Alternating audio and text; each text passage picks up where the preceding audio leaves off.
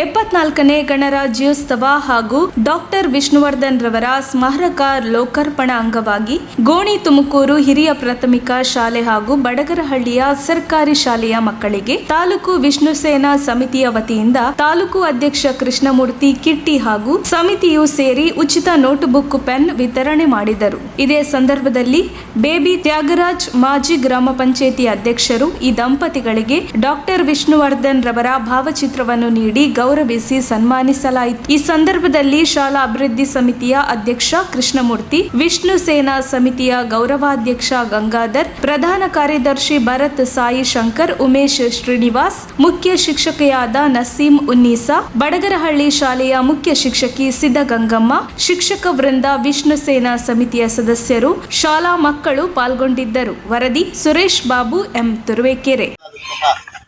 baby Thyagaraju ಮತ್ತು ತ್ಯಾಗರಾಜು ಅವರು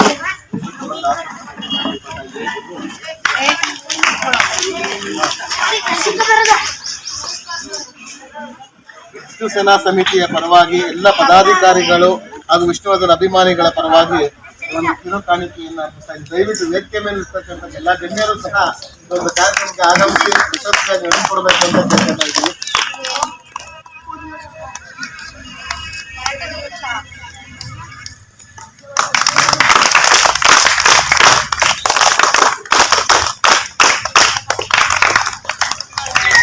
The next